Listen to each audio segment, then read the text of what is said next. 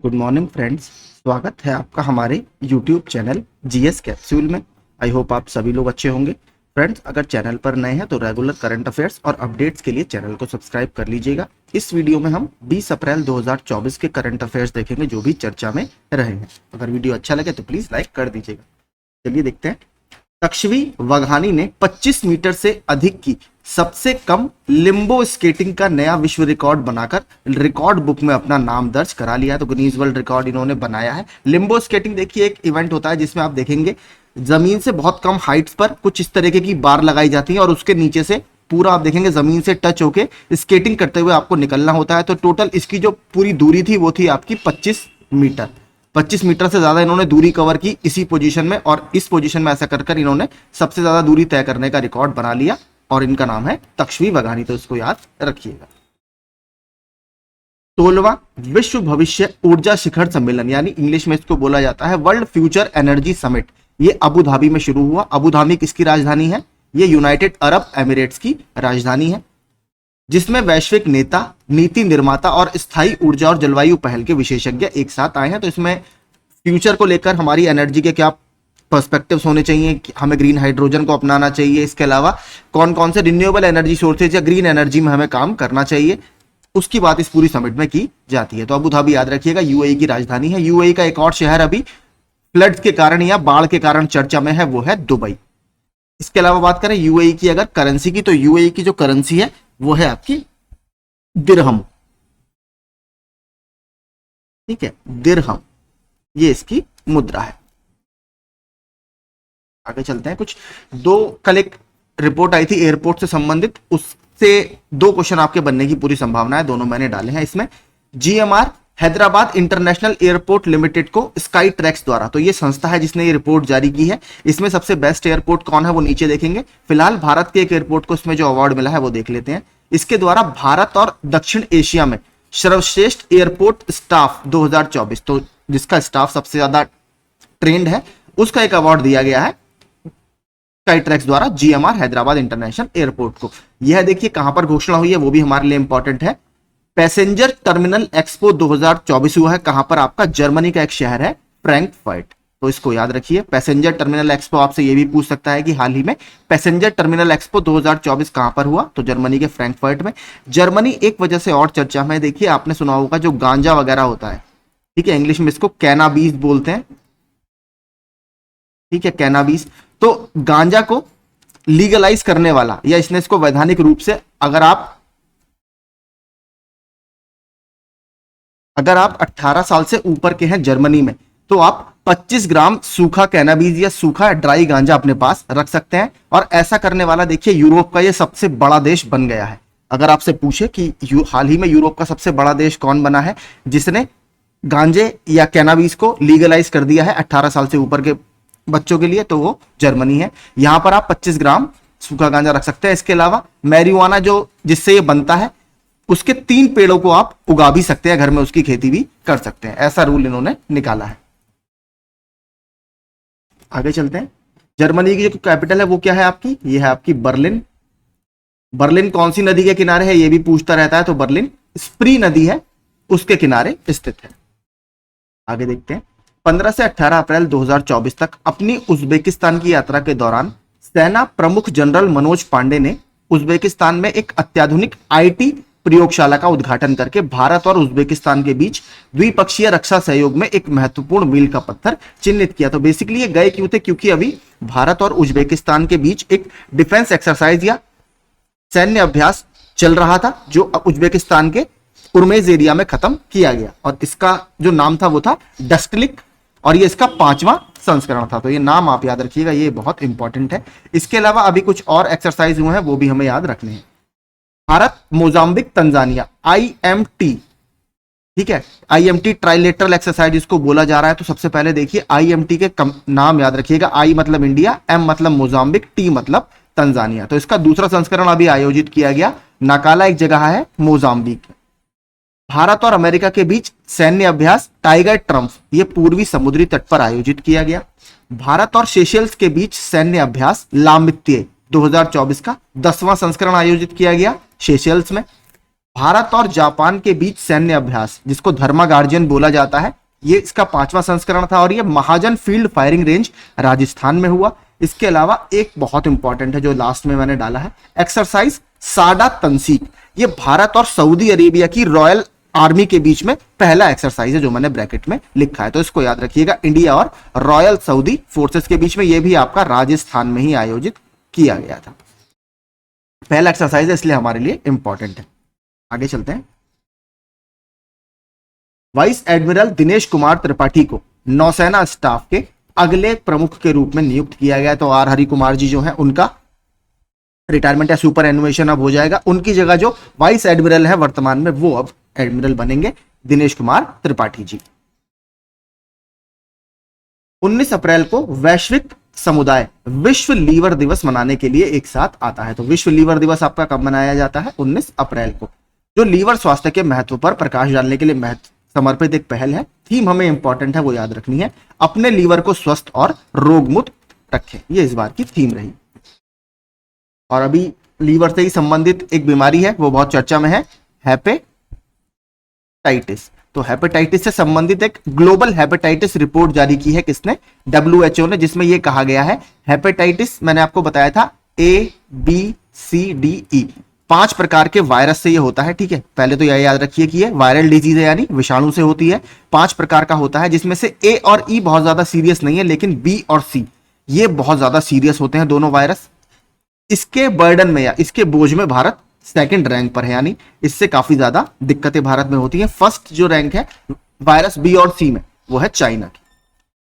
तो ये भी अभी लीवर आपका इसलिए चर्चा में था। हेपेटाइटिस से पूछता रहता है कि हेपेटाइटिस बीमारी से कौन सा शरीर का अंग प्रभावित होता है, तो लीवर में सूजन इससे आती है या लीवर इन्फ्लेमेशन इससे होता है। तो ये सारे फैक्ट्स आप याद रखिएगा। दोहा के हमाद अंतरराष्ट्रीय हवाई अड्डे को, Hamad International Airport, Skytrax World Airport Award 2024, ये देखिए अवार्ड सभी दिए गए हैं। पहला हमने ऊपर देख लिया, बेस्ट स्टाफ के लिए किसे अवार्ड मिला है? GMR के हैदराबाद इंटरनेशनल एयरपोर्ट को। और ओवरऑल कैटेगरी में देखेंगे तो बेस्ट अवार्ड किसे मिला है? बेस्ट एयरपोर्ट का वो मिला है हमाद इंटरनेशनल एयरपोर्ट को। देखिए 12 साल से लगातार सिंगापुर का चांगी एयरपोर्ट ये इसमें टॉप कर रहा था, लेकिन इस बार दोहा के हमाद इंटरनेशनल एयरपोर्ट ने इसे पछाड़ दिया। बेस्ट एयरपोर्ट का अवार्ड इन्होंने अपने नाम किया। हमाद एयरपोर्ट ने 12 बार के चैंपियन सिंगापुर के चांगी हवाई अड्डे को पछाड़कर यह अवार्ड अपने नाम किया। और दोहा का आपकी किसकी राजधानी है? दोहा आपके कतर की राजधानी है।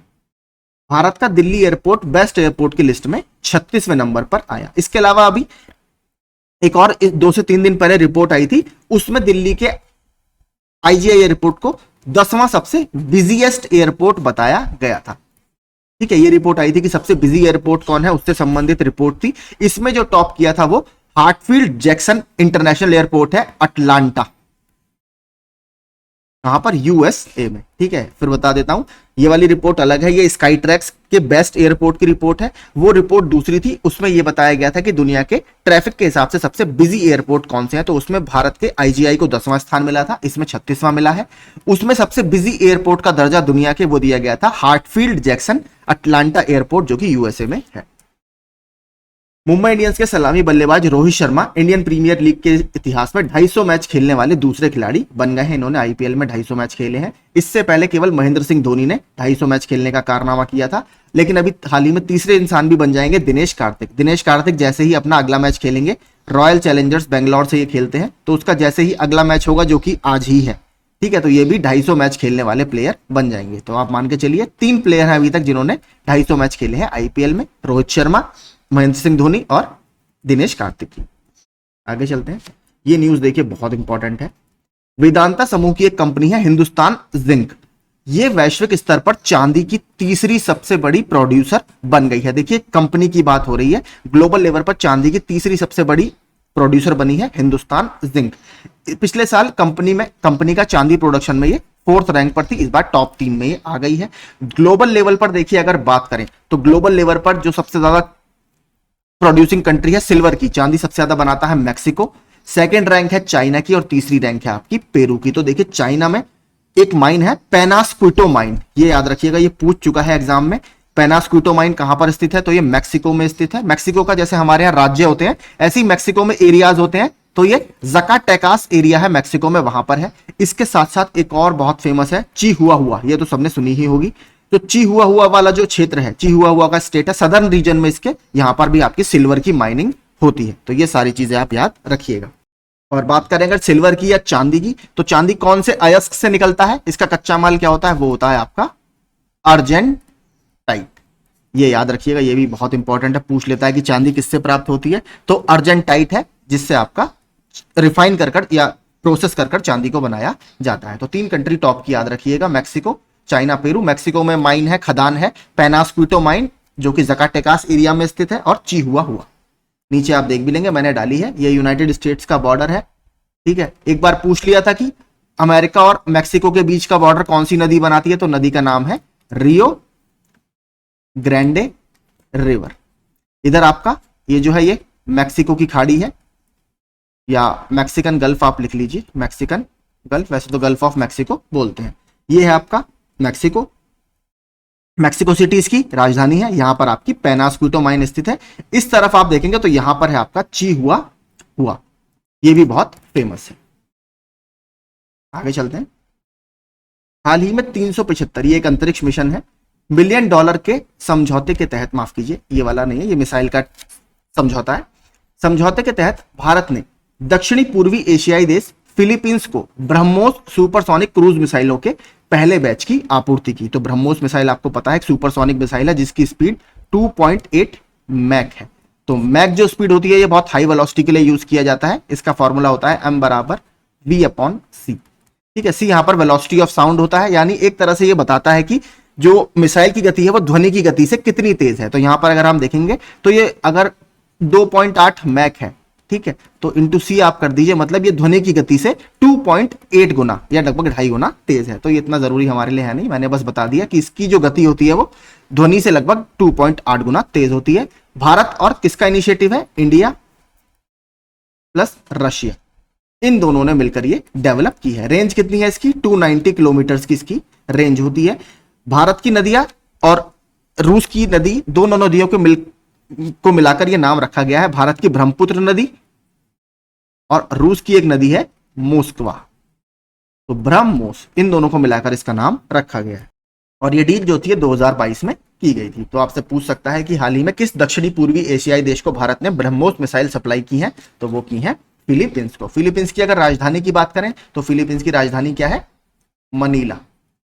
ठीक है, और मनीला में एक बहुत इंपॉर्टेंट बैंक का हेडक्वार्टर है, वो है आपका एडीबी का, एशियाई विकास बैंक का हेडक्वार्टर आपका मनीला, मेट्रो मनीला में ही स्थित है, इसको याद रखिएगा।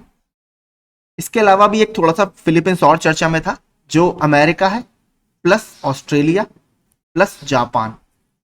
अमेरिका, ऑस्ट्रेलिया, जापान के साथ मिलकर फिलीपींस ने भी साउथ चाइना सी में, जो दक्षिणी चीन सागर है, वहां पर एक सैन्य अभ्यास किया था, क्योंकि वहां पर चाइना का आपको पता है प्रसारवादी रणनीति के कारण बहुत ज्यादा साउथ चाइना सी चर्चा में रहता है। तो ये भी आप याद रखिएगा, यूएसए, ऑस्ट्रेलिया और जापान के साथ मिलकर।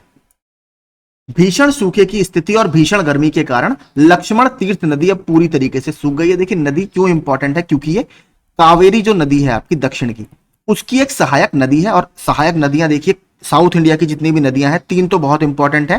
पहली आपकी गोदावरी नदी, कृष्णा नदी और कावेरी नदी, इन 3 की सहायक नदियां तो आप, मैं फिर बता रहा हूं, रट लीजिए, कभी भी पूछता रहता है अलग अलग एग्जाम्स में, तो इसकी मैंने सारी डाल दी है।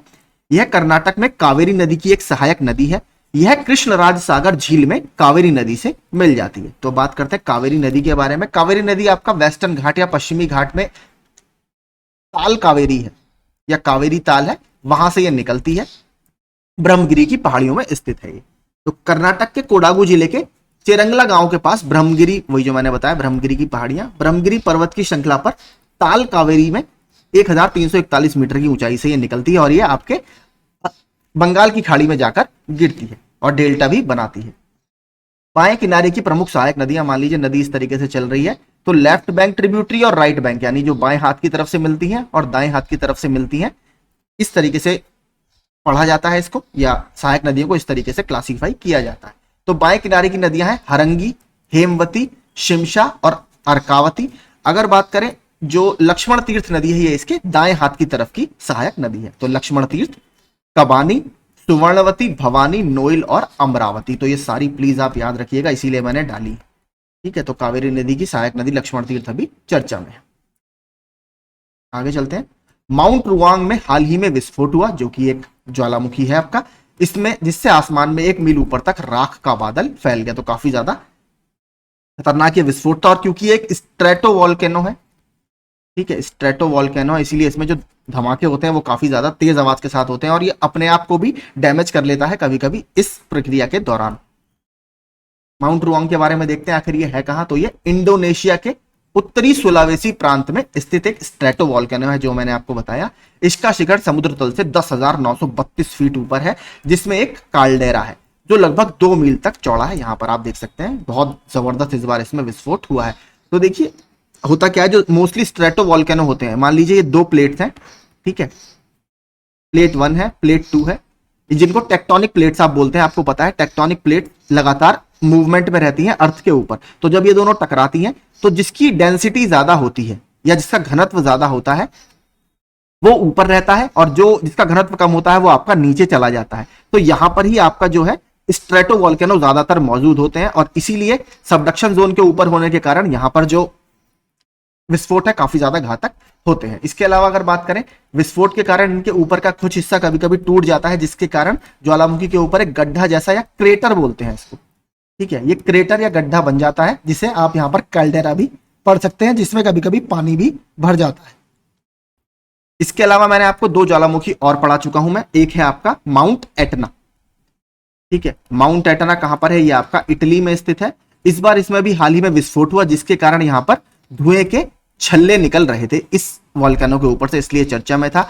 इटली के कौन से द्वीप पर स्थित है? इटली का सबसे बड़ा द्वीप है सिसिली द्वीप, वहां पर यह स्थित है। और सिसिली द्वीप के बारे में एक बात और बता दूं, भूमध्य सागर में, ठीक है, भूमध्य सागर में यह सबसे बड़ा द्वीप है सिसिली द्वीप। इसके अलावा इटली का ही एक और बहुत चर्चा में है, माउंट विसुवियस, ठीक है, यह भी आपका इटली में ही स्थित है, इसको भी याद रखिएगा, यह भी अभी खबरों में रहा था। इसके पास एक सिटी है पोम्पेई सिटी, ठीक है, पोम्पेई एक शहर है जो रोमन साम्राज्य का शहर हुआ करता था। यहां पर अभी पुरातत्वविदों ने एक बैंक्वेट की खोज किया जिसमें दीवार पर आपके चित्रकारी की गई है। तो वो माउंट विसुवियस के पास ही स्थित है, जो कि एक ज्वालामुखी है, ये इसलिए फेमस है। इसके अलावा एक और बहुत फेमस है स्ट्रोम्बोली। स्ट्रोम्बोली को भूमध्य सागर का प्रकाशपुंज या lighthouse to the Mediterranean कहा जाता है। तो स्ट्रोम्बोली भी आपका काफी ज्यादा इंपॉर्टेंट वॉल्केनो या ज्वालामुखी है। तो ये सारे मैंने आपको बता दिए। रक्षा अनुसंधान और विकास संगठन डीआरडीओ ने अपने दुर्गा 2, जिसका पूरा नाम है डायरेक्शनली अनरेस्ट्रिक्टेड रे गन एरे, इस प्रणाली के एक प्रोटोटाइप का ये परीक्षण कर रहा है। तो दुर्गा 2 आपका क्या है? डायरेक्शनली अनरेस्ट्रिक्टेड रे गन एरे। इसमें देखिए लेजर की हेल्प से, ठीक है, प्रकाश पुंज की हेल्प से आपका विरोधियों को डैमेज किया जाएगा, विरोधियों को नुकसान पहुंचाया जाएगा। तो डीआरडीओ इसको डेवलप कर रहा है। दुर्गा 2 के बारे में देखिए थोड़ा सा मैंने डाला है। यह एक लेजर, माइक्रोवेव या कण किरणों के माध्यम से केंद्रित ऊर्जा का उपयोग करके अपने लक्ष्य को नुकसान पहुंचाता है या नष्ट कर देता है। तो एक लेजर बेस्ड आप इक्विपमेंट इसको समझ सकते हैं। बात करें डीआरडीओ की स्थापना 1958 में की गई थी। हेडक्वार्टर नई दिल्ली में स्थित है। वर्तमान में चेयरपर्सन कौन है? समीर वी कामत। इसरो ने अभी एक सबमर्सिबल प्लेटफॉर्म का उद्घाटन किया है 2 दिन पहले। सबमर्सिबल मतलब पानी में थोड़े से डूबे हुए प्लेटफॉर्म का उद्घाटन किया है। कहां पर? केरल में किया है। नाम क्या है उसका? स्पेस, ठीक है, इस नाम से ये है, तो ये आप याद रखिए। आगे चलते हैं। ये आप देखेंगे कुछ इस तरीके का ये होगा। यहां पर आप देखेंगे आपका केंद्रित एक बीम निकल रही है, लेजर निकल रही है जो नुकसान पहुंचाएगी। ये है वो स्पेस मिशन जिसकी मैं ऊपर बात कर रहा था। हाल ही में नासा ने 3.35 बिलियन बजट और जुलाई 2028 के लिए निर्धारित, तो ये जुलाई 2028 में लॉन्च करेगा नासा। लॉन्च तिथि के साथ शनि के कार्बनिक यौगिक समृद्ध चंद्रमा टाइटन। तो देखिए शनि के या शनि जो ग्रह है उसके कई सारे आपके उपग्रह हैं। जैसे पृथ्वी का एकमात्र उपग्रह क्या है? आपका चंद्रमा। ऐसे ही शनि के बहुत सारे उपग्रह हैं जिसमें से एक है आपका टाइटन। और ये बात याद रखिएगा, शनि का सबसे बड़ा उपग्रह या सबसे बड़ा चंद्रमा टाइटन ही है। इसके लिए नासा एक मिशन अब लॉन्च करने जा रहा है, ड्रैगन फ्लाई रोटरक्राफ्ट मिशन। इसकी पुष्टि नासा ने कर दिया, जुलाई 2028 में इसको लॉन्च करेगा। तो आपसे पूछे कि ड्रैगन फ्लाई रोटरक्राफ्ट मिशन किससे संबंधित है? तो शनि ग्रह के चंद्रमा टाइटन के एक्सप्लोरेशन से या उसकी जानकारी प्राप्त करने से संबंधित है। अब बात करते हैं अगर इसके बारे में थोड़ा सा, ड्रैगन फ्लाई मिशन के बारे में। यह एक डुअल क्वाड कॉप्टर है, ठीक है, आप देखेंगे इस तरीके का कुछ इसका प्रोटोटाइप होगा, दोनों तरफ इसमें पंख लगे होंगे, जिसे शनि के सबसे बड़े चंद्रमा टाइटन की सतह पर उड़ान भरने के लिए डिजाइन किया गया है। यह शनि के चंद्रमा टाइटन पर विभिन्न स्थानों का पता लगाएगा। तो नासा का इनिशिएटिव है। इसके अलावा देखिए, अब बात करें अगर थोड़े से ब्रह्मांड की या फिर हम सौर मंडल की बात करें, सौर मंडल में पहले टोटल 9 ग्रह हुआ करते थे, लेकिन 2006 में चेक रिपब्लिक की राजधानी प्राग में इंटरनेशनल एस्ट्रोनॉमिकल यूनियन ने एक मीटिंग की, जिसमें जो प्लूटो था आपका, प्लूटो को मेन ग्रह की सूची से हटा दिया गया, इसको अब ड्वार्फ प्लैनेट या बौने ग्रह की सूची में डाल दिया गया है। तो वर्तमान में सौर मंडल में आपके टोटल 8 ग्रह हैं, इसको याद रखिएगा। दूसरी अगर बात करें तो सौर मंडल का सबसे बड़ा और सबसे छोटा ग्रह, तो जो लार्जेस्ट है वो है आपका जुपिटर, सबसे छोटा ग्रह है आपका बुध ग्रह, जिसको अंग्रेजी में आपका मर्क्यूरी बोला जाता है, क्योंकि अंग्रेजी माध्यम के लोगों को समझ में कम आता है मर्क्यूरी। और एक ग्रह आपका वीनस, ठीक है, वीनस को क्या बोला जाता है, मॉर्निंग स्टार, भोर का तारा या इवनिंग स्टार इसको बोला जाता है। अगर पूछे आपसे जो सबसे चमकीला ग्रह है पूरे सौरमंडल का, वो भी आपका शुक्र ग्रह ही है, यानी वीनस है। फिर बता देता हूं, वीनस को आपका मॉर्निंग स्टार या इवनिंग स्टार बोला जाता है। इसके अलावा सबसे चमकीला ग्रह भी हमारे पूरे सौरमंडल का यही है। इसके अलावा इसे एक और नाम से जाना जाता है, अर्थ ट्विन, यानी पृथ्वी की जुड़वा बहन भी इसको बोला जाता है, शुक्र ग्रह को। इसके अलावा एक बहुत इंपॉर्टेंट फैक्ट है, देखिए जितने भी हमारे सौरमंडल के सारे ग्रह हैं वो अपनी अक्ष पर, ठीक है, वेस्ट से ईस्ट मूव करते हैं, यानी पश्चिम से पूर्व की तरफ रोटेट करते हैं। जैसे पृथ्वी भी आपने पता होगा अपनी अक्ष पर 23.5 डिग्री झुकी हुई है, वो भी पश्चिम से पूर्व की तरफ मूव करती है। लेकिन मात्र 2 ग्रह ऐसे हैं जो ईस्ट से वेस्ट की तरफ मूव करते हैं, यानी पूर्व से पश्चिम की तरफ अपनी धुरी पर घूमते हैं। उन 2 ग्रह का नाम है, एक तो है आपका वीनस और एक है यूरेनस, ठीक है। वीनस यानी शुक्र ग्रह और यूरेनस ग्रह, ये दोनों ग्रह पूर्व से पश्चिम की तरफ घूमते हैं, बाकी सारे ग्रह की अपेक्षा उल्टे घूमते हैं। बात करें अगर सौरमंडल की, तो एक बार पूरा सौरमंडल का मैं आपको मैप वगैरह पूरा फोटो दिखा देता हूं, जिससे थोड़ा सा और अच्छा समझ में आएगा। तो ये है, देखिए आपका सबसे पहले यहां पर है आपका सन, ठीक है, सन। इसके बाद पहला ग्रह है आपका मर्क्यूरी, वीनस, अर्थ, मार्स। मर्क्यूरी आपका बुध, शुक्र, पृथ्वी, और ये यहां पर देखिए आपकी सबसे इंपॉर्टेंट है, जो पूछता रहता है, जिसको शुद्ध ग्रह बेल्ट बोलते हैं। शुद्ध ग्रह यानी एस्टेरॉइड की बेल्ट कहां पर है, तो मार्स और जुपिटर के बीच में है। मार्स सबसे बड़ा ग्रह है, जिसको द जायंट प्लैनेट भी बोलते हैं, ठीक है, जायंट प्लैनेट भी इसको बोलते हैं। इस सैटर्न को आपका एलिगेंट प्लैनेट बोला जाता है, द एलिगेंट प्लैनेट, ठीक है। शनि के चारों ओर आपको वलय भी दिखाई देंगे। इसके अलावा यूरेनस और नेपच्यून। वीनस मैंने बता दिया आपको, एक तो वीनस और यूरेनस, ये दोनों आपका ईस्ट से वेस्ट की तरफ चक्कर लगाते हैं अपनी अक्ष पर। यहां पर आपका प्लूटो है, ये आपकी कुइपर बेल्ट है। तो इस तरीके से पूरा आप देख सकते हैं। आगे चलते हैं।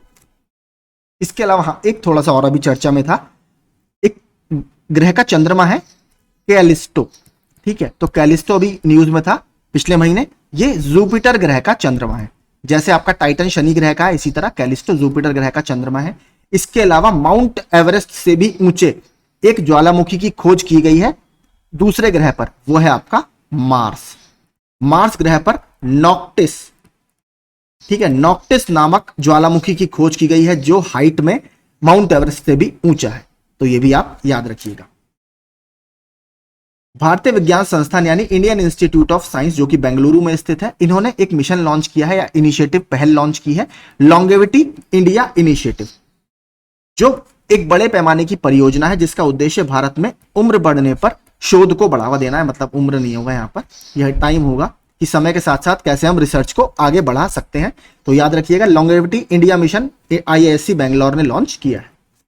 इजराइल द्वारा ईरानी ड्रोन और मिसाइलों को सफलतापूर्वक रोकने को ऑपरेशन आयरन शील्ड करार दिया गया है। तो देखिए, ईरान ने पहले इजराइल के ऊपर हमला किया था, उसको क्या नाम दिया था, ऑपरेशन ट्रू प्रॉमिस। उसके रिटेलिएशन में या उसके अगेंस्ट में इजराइल ने जो ऑपरेशन लॉन्च किया उसको क्या नाम दिया है, आयरन शील्ड, क्योंकि इनका जो एयर डिफेंस सिस्टम है उसका नाम मैं आपको बता चुका हूं क्या है, आयरन डोम, और एक और है सी डोम।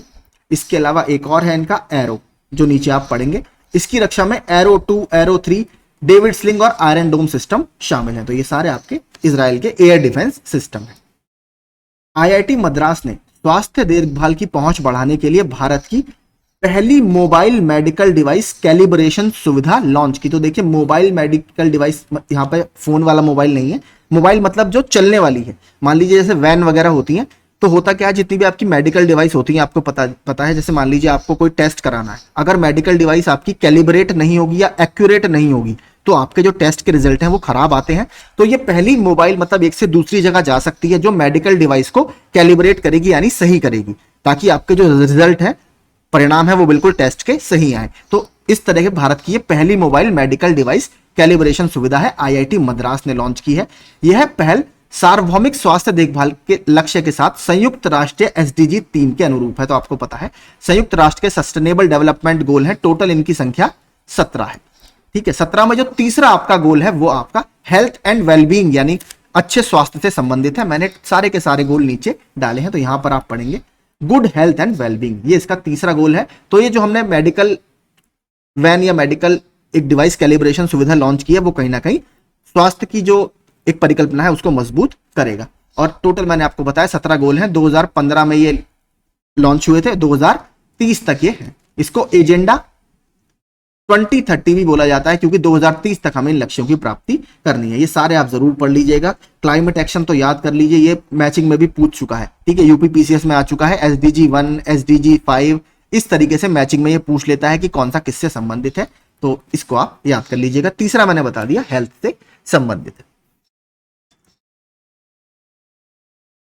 ठीक है, तो यही सारे आज के हमारे करंट अफेयर्स थे जो चर्चा में थे। आई होप आपको सेशन अच्छा लगा होगा और एक्स्ट्रा फैक्ट्स आपको पसंद आए होंगे। पीडीएफ इसका हमेशा की तरह आपको टेलीग्राम ग्रुप में मिल जाएगा। Thank you so much.